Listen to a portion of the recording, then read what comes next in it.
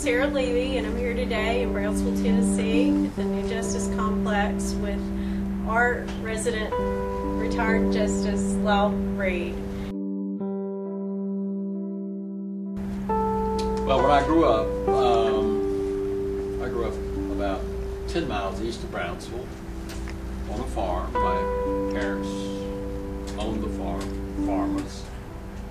In those days, everyone was poor, some more so than others, but there was not that much difference. There were families who owned several hundred acres of land. There were farmers who owned a few acres. Then there were farmers. There were my friends who were children of tenant farmers.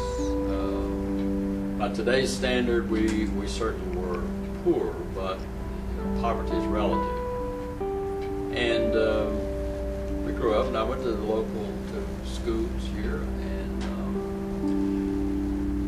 actually my first year in college, the great benefit that I received towards the financial benefits was a scholarship, the Emmeltown Scholarship Fund. And it was the first of several scholarships awarded by that family over the years. And it gave me enough to get started up to the University of Tennessee. And then I guess the way it really happened was along came the Korean War, the draft. I volunteered for the Air Force, served 3.5 years, came home.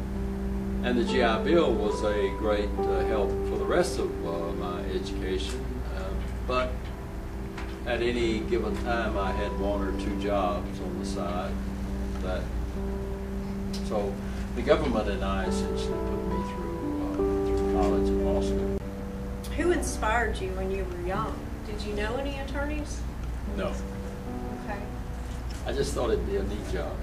Okay. And I understand that you had an older sister that really motivated you. Yes. My oldest sister, Des, was probably my best friend and my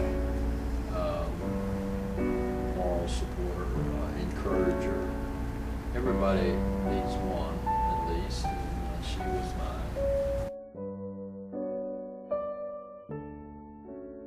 Well, the military teaches you some good things. I learned, what did I learn? I certainly learned discipline. And that's a good thing. External discipline and internal discipline. Because the other thing I learned, I had the really great opportunity to serve most of my military time in Europe at a big air base in Frankfurt, Germany. And in those days, soldiers like myself could go over and hitch a ride on an airplane wherever it was going. And I saw a lot of Europe. Heard other languages. I saw other people, how they live. Another big thing, a personal thing that you learn is the uniform. The uniform is a great leveler. It doesn't matter how important you or your parents were, or how poor, or how anything. When you put on the military uniform, it really strikes a level with everybody. Well, you were in private practice here, and you were also serving as county attorney from 1964 to 1986. What cases were you involved in that made a big impact on the community? Well, obviously the civil rights cases. As county attorney, I personally tried all of the cases in which the county was a party during the time that I was county attorney, except for one case in which we expected that I would be called as a witness. And I sat at the table, but I did not actually try the case. So I tried all the other cases, and it was beyond trying the cases. It was negotiating, mostly negotiating with the county court, what's now the county commission, negotiating with the school board, trying to keep the federal court and the local community at least talking, at least trying to come to some central point that would help us make it through that fairly significant crisis.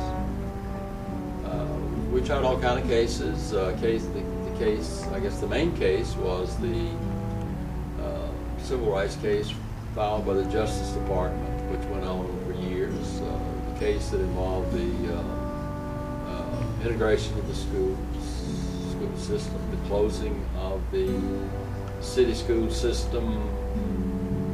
I defended the county on charges of racial discrimination by the school board, by the sheriff, whoever.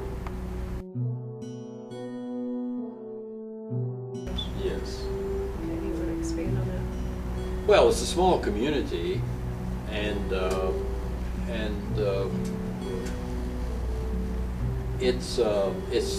it's more democratic. It's fairer. It's not a competition for resources among different schools or different areas. In the old days, the Brownsville City School System had much better facilities, had more money.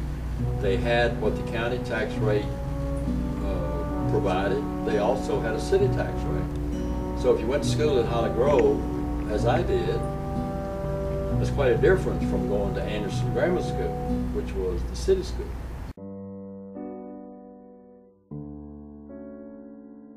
Change? Well, what I would wish for my county,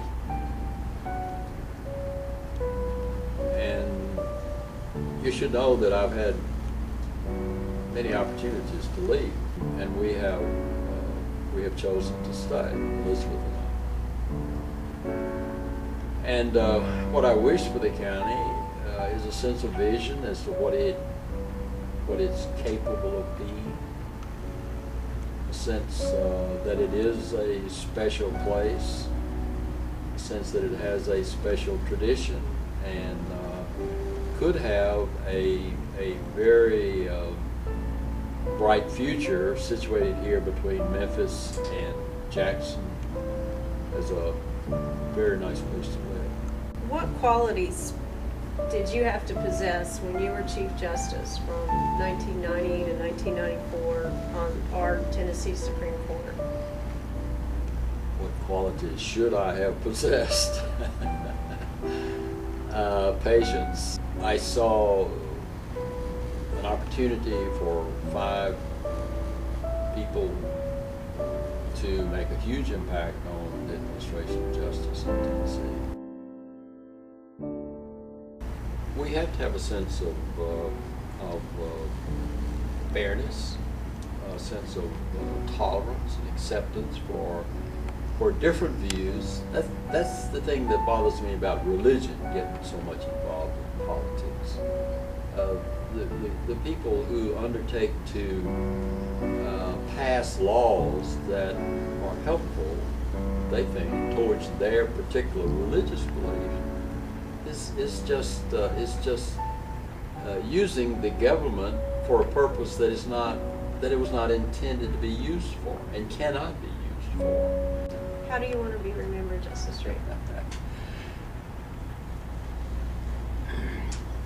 Well, of course, none of us will be remembered very long. So, I don't really know. I think the important thing is the here and now. I don't really worry about how I'll be remembered. I know that my family loves and respects me. Beyond that, I wouldn't ask very much.